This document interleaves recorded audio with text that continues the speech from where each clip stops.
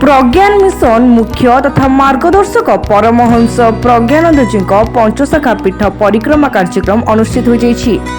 प्रज्ञानंद जी तत्वावधान में बहु साधु सन्त माने जोगदे सनातन धर्मर प्रचार प्रसार और पंचशाखा पीठर उन्नतिकरण उपरे दूरत्वारोप करथिले।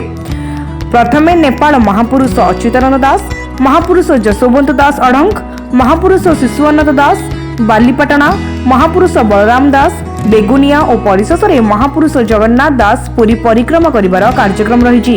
एही कार्यक्रम में बहु साधु सन्तों सहित देश विदेश भक्त और श्रद्धालु माने जोगदे महापुरुष मानक आदर्श जीवन उपरे आलोचना करथिले। एही कार्यक्रम प्रथमे नेमाल आरंभ होई पुरी जगन्नाथ धाम रे शेष हेबो बोली आयोजन माने कहिसंती। पंचसखांक पीठ विषय ओडिशावासी कहीं विश्ववासी जानतु। पीठ गुड़िकर उन्नति विधान घटू, सेठी आध्यात्मिक परिवेश सृष्टि हो। ओडिशा लोक माने गोटे दिन रे मध्य पंचसखांकर पंचपीठ को परिक्रमा करने सहित जगन्नाथ महाप्रभु दर्शन करी तांकर निजर आध्यात्मिक जीवन रे परिवर्तन घटू। ये सब विभिन्न विचार को आखि आगे रखी ओडिशार साधु सन्थ माने एवं किछि भक्त माने गत वर्ष ठारू पंचसखा पीठ परिक्रमा एक दिवसीय कार्यक्रम आरंभ करछंती।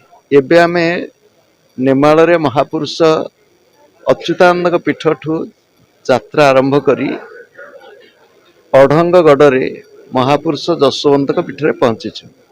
स्वामी प्रज्ञानंद परमहंस प्रज्ञान महाराज तत्वावधान में पंच द्वितीय वर्ष में पंचसभा परिक्रमा चालू रही।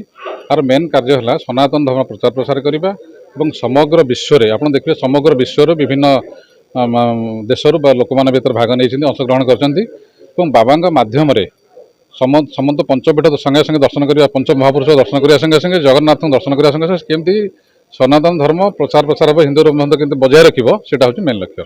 पर्यटन पीठर मान्यता देवाई दीर्घ दिन धरी दाबी कर आसुचु। आमे जगतसिंहपुर जिलार जो 4 जन विधायक भितर जड़े मंत्री 3 जन विधायक माननीय सांसद एवं उपमुख्यमंत्री जे कि पर्यटन विभाग दायित्व अच्छा मुख्यमंत्री समस्त निकट में दस्तावेज उपस्थापित करिचु जे तुरंत ये पीठ को पर्यटन पीठर मान्यता दे पीठर सर्वांगीन विकास रे सहायक हूँ। कहीं जो प्रधान पर्व ओढ़न षष्ठी महापुरुष जसवंत दासंकर लक्षाधिक लोकंर समागम हुए। गोटे शौच गोष्ठी शौचालय ना साधु सन्थ मान रही गृह ना जो निर्माण कार्य सब व्यक्तिगत प्राइवेट लोक व्यक्तिगत साहाय्य। जगतसिंहपुर रीता साहू रिपोर्ट तीर्थक्षेत्र लाइव।